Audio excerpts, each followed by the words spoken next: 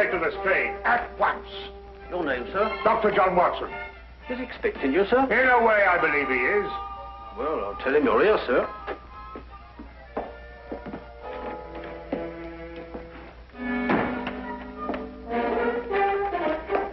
You can go in, sir. Ah, Dr. Watson, I didn't expect to have the pleasure of seeing you again so soon. Will you kindly read that? What is it? Read it. Oh. Yes, sir. Oh. I think it's disgraceful, sir. Absolutely disgraceful. What? Yes, and I'm glad you're here so that I can tell it to you personally. Why, you and I both know that it was Sherlock Holmes who solved the Cunningham case. If it wasn't for his brilliance and his persistency, the facts would never have been brought to light. And I think it's scandalous, sir, that the newspapers should have given me all the credit and said so very little about his magnificent achievement. What do you think, Doctor? I absolutely agree with you. I'm glad you're on my side, Doctor. Why, of course. I'm so glad you take it that way. And what does Holmes think? Oh, he doesn't mind. You know, he doesn't care who gets the credit. Oh, dear old Holmes, such a modest fellow. Yes, well, look, you must give him my kind regards. Yes. And tell him that, although I know he doesn't think anything about it, I intend to get the newspapers to get the facts straight. Well, that's very good of you, Inspector. What's Holmes doing these days? Well, the last time I saw him, he was playing about with a lot of ink smudges and talking about the prints that fingers make. No. Good old Holmes, always experimenting. Inspector Lestrade, sir. Yes, what is it? There's been a murder reported at the home of Lord Beryl. What, Lord Beryl of the Foreign Office? That's him, sir. I'll be right with you. Excuse me, Doctor. Yes, of course. Lord Beryl. This is going to be a tricky situation to handle, what with the Foreign Office and who knows what else. Yes, indeed.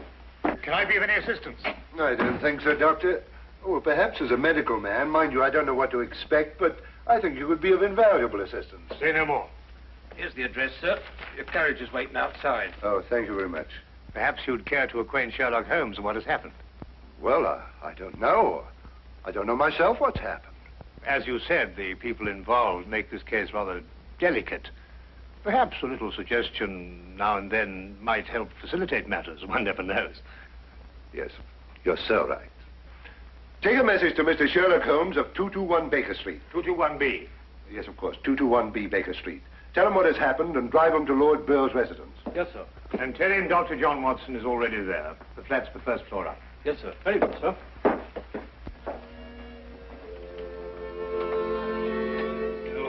221B Baker Street.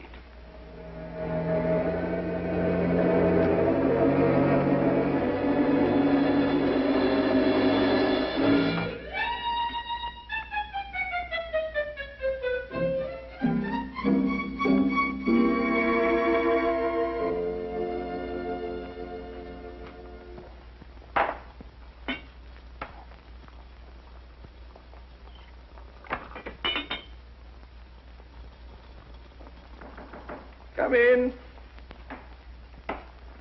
Excuse me, Mr. Holmes. Yes?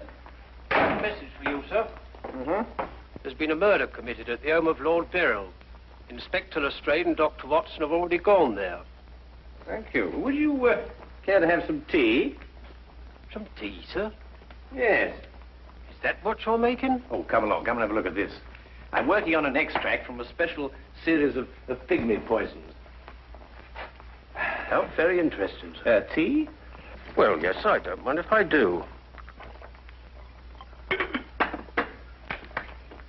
You take milk? Yes, sir, please, sir, if I may. Splendid. Sugar? Thank you, sir. Where did I put that sugar? That's it. It's right here. Help yourself. Thank you, sir. So.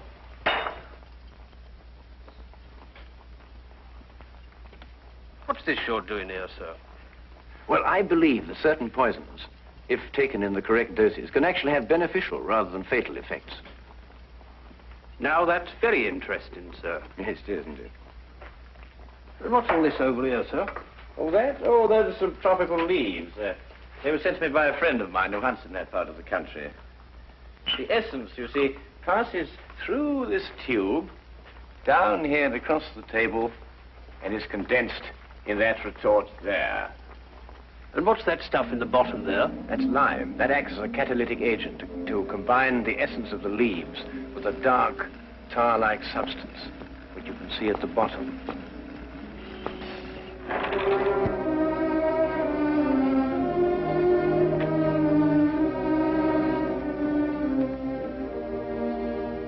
Inspector Lestrade, I demand to see my wife. You've kept me waiting half an hour, and now I should like an explanation. Of course, you're entitled to one, sir. You know that Karl Oberstein was murdered in your study. I was informed of that, and it is a tragedy, of course. But I still don't see that that is... Lord Beryl, your wife has confessed to shooting him. What? That's why I couldn't allow you to see her. We were taking her statement. What does she say? Apart from the actual confession of murder, she refuses to say anything. You may go in now if you wish, Lord Beryl.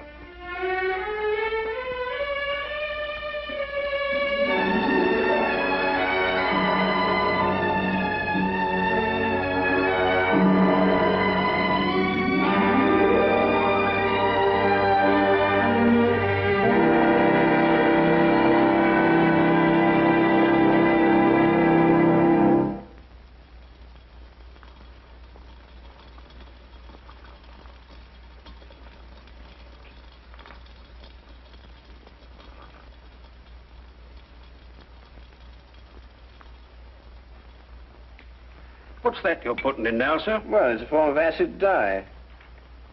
Yeah. That's all right. Oh, where have you two been all the afternoon? Didn't the sergeant tell you? Oh, yes, I remember. It was a murder somewhere. Was it interesting? No, Mr. Dewitt. Uh-huh. Well, Straight coming up whiskey and soda.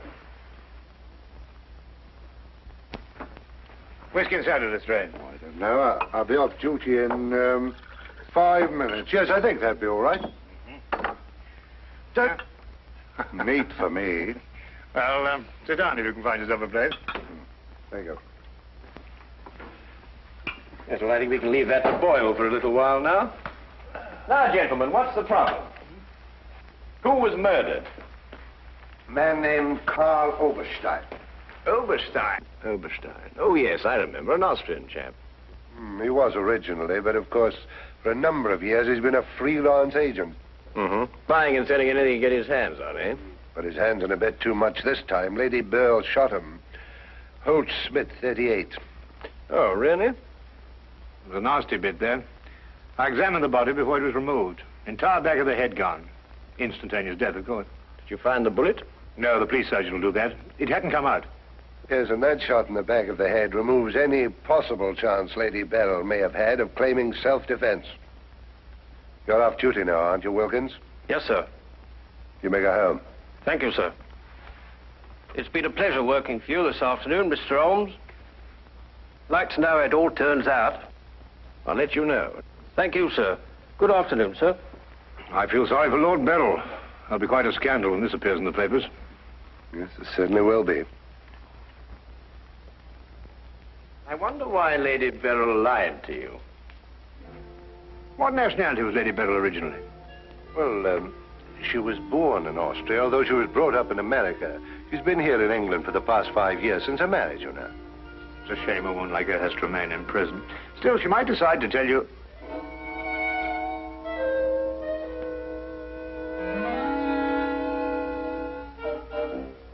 What did you say?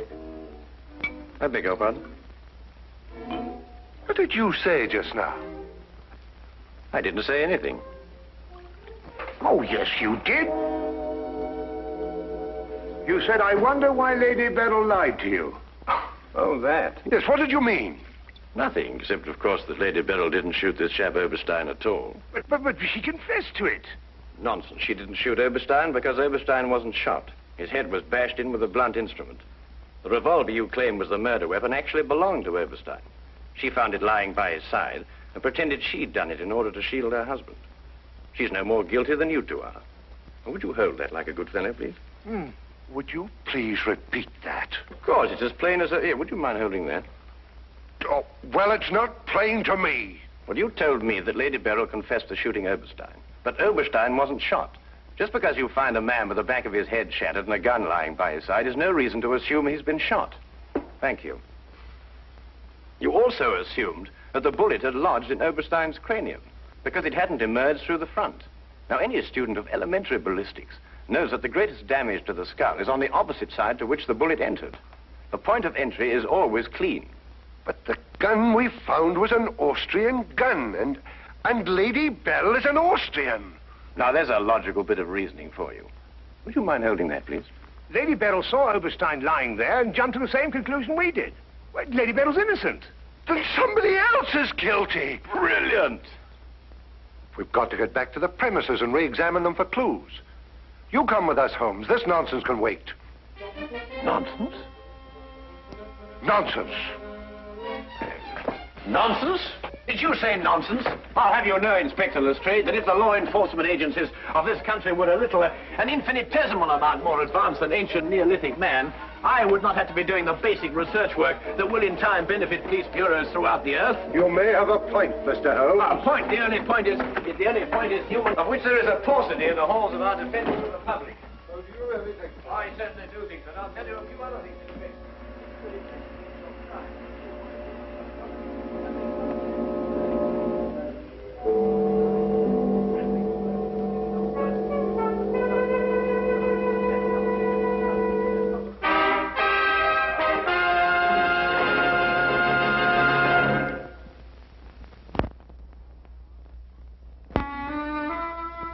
And now we return to the case of Lady Beryl. Yes, is to be dependent 90% on a good memory. Details, Lestrade, those are the things.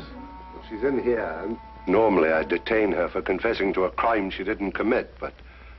well, what with the Foreign Office and all that, I don't believe I will. No, Lestrade, you don't want to hold her. Much easier to solve the crime if she's out. Exactly. Inspector Lestrade.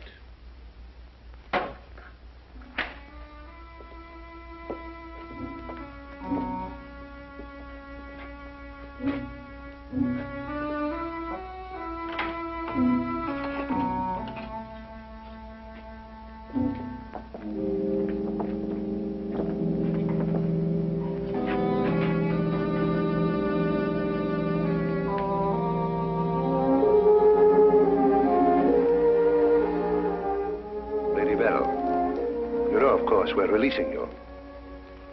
So I understand. Do you know why? No.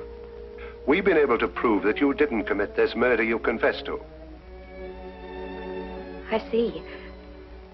We would, however, like an explanation as to why you confessed to this crime.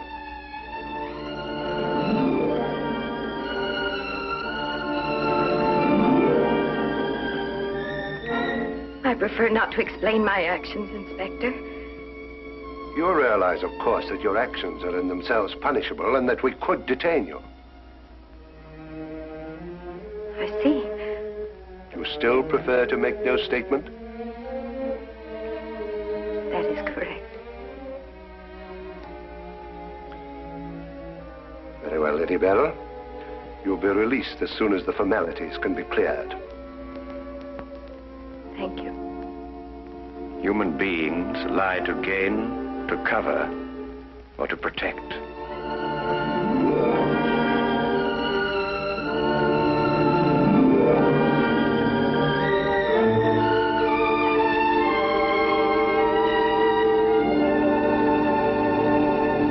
I don't know how to thank you, Mr. Holmes. Please consider me forever in your debt. Not at all. You're in the Foreign Office, aren't you, Lord Beryl? I am. Had you ever met Herr Oberstein before? I had. Exactly when? Last week. For the first time? And the last time. I see. I believe it was his habit to offer large sums of money to men in key positions for the information they may have had in their possession. I believe that was his habit, Mr. Holmes. Thank you. Oh, Lord Beryl, while your wife is on her way here, I wonder if I might look at the premises of the crime. Well, of course, of course. It happened in the study. With your permission. My house is yours, sir. Thank you.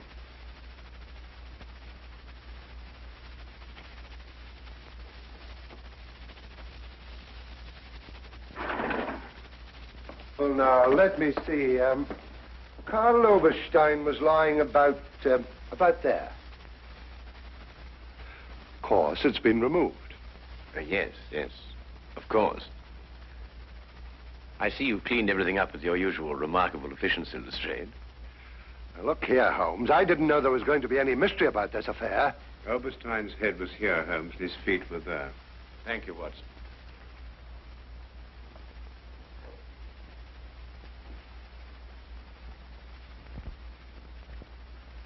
Where was the gun lying? To the left of the body.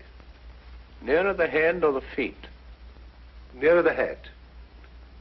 Was Oberstein face up or down? Face up. I had to turn him over to examine him.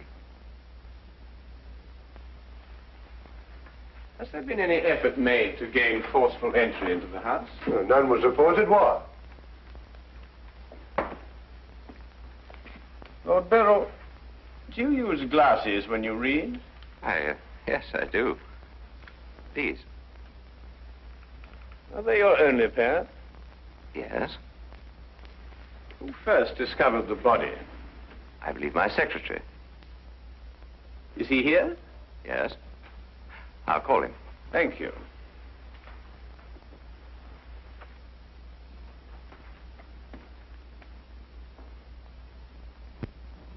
Lestrade, where was Lord Beryl at the time you estimated the crime was committed?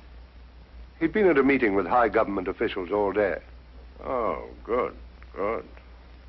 Why did you ask about the glasses, Holmes? It's because Lord Beryl wears glasses when he reads that Lady Beryl confessed to a crime she didn't commit.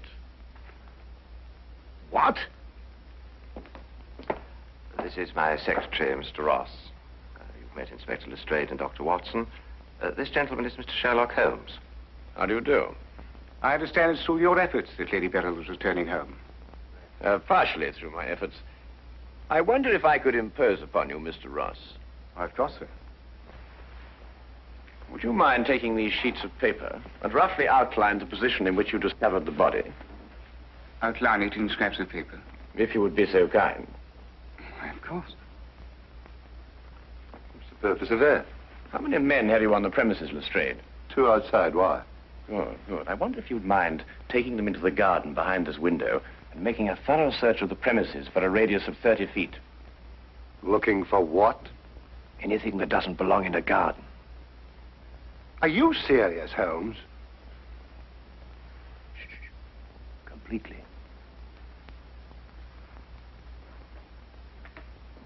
Let's got him out of our way. Have you examined your safe, Lord Beryl? I have, Mr. Holmes. All my papers are intact. Excellent. Does Mr. Ross have the combination to your safe? Yes? There's been no question of robbery. Of course not, Ross. One must ask these questions in an investigation. Of course. Good afternoon, Lady Beryl. My darling. How are you? I'm all right, George. Quite all right. You must rest. This experience must have been horrible for you. It's all right. It didn't last long enough to be too difficult. I don't know how, but Holmes has solved the entire thing. Has he really? Not entirely, Lady Beryl. Not yet. Do you expect to? I can only hope to. Mr. Holmes, if there's anything I can do to help. If it would not be too much of an imposition, Lady Beryl, I would like you to retake the position in which Mr. Ross discovered you when he entered the room. Mr. Holmes, my wife has had a harrowing experience. Please consider her nerves at this point. You're forgetting, Lord Beryl, that your wife confessed to a crime she didn't commit. The circumstances are somewhat exceptional. But if Lady Beryl would rather not... It's quite all right, George. Now, let me see.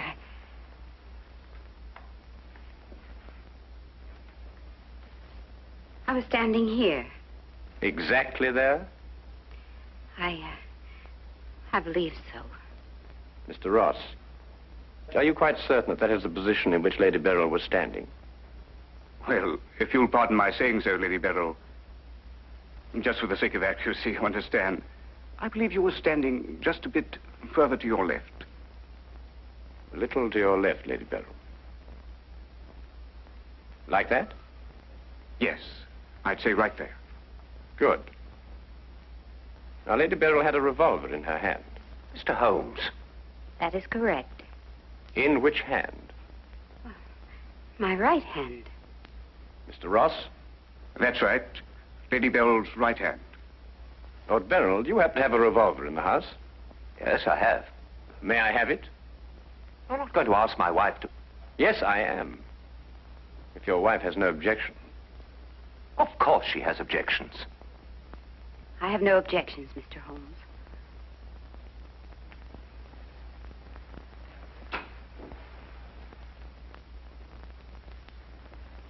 Ah, excellent. A .38 caliber.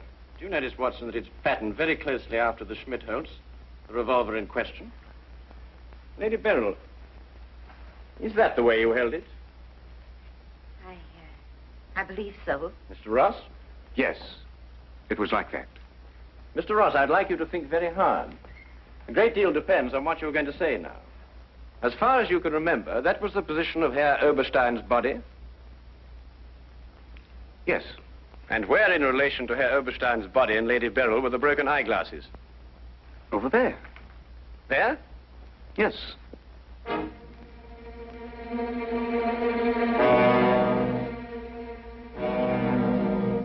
Watson, were there any glasses on the floor when you found the body? Absolutely not. You're positive? Positive. That's right. I didn't know what I was saying. There were no glasses on the floor at all. There weren't any glasses on the floor when you found Lady Beryl bending over the body. But there were when you sent Herr Oberstein crashing to the ground.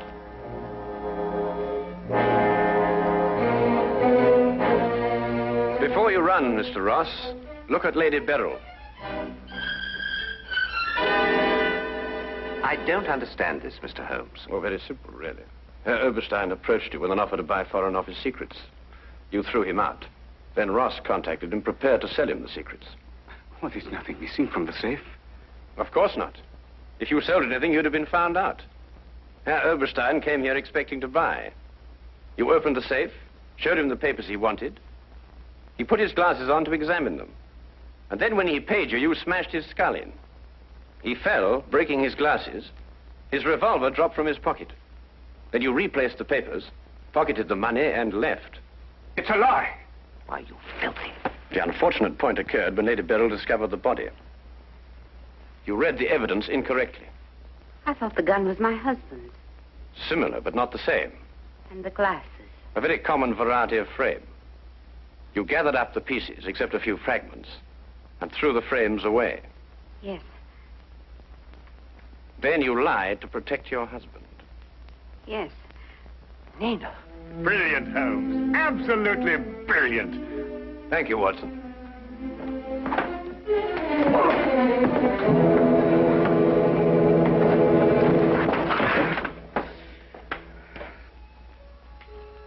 My humble and very grateful thanks, Mr. Holmes. It's been a pleasure to help so brave and noble a woman. I'm still not quite certain what's happened, but I know we shall both be forever indebted to you.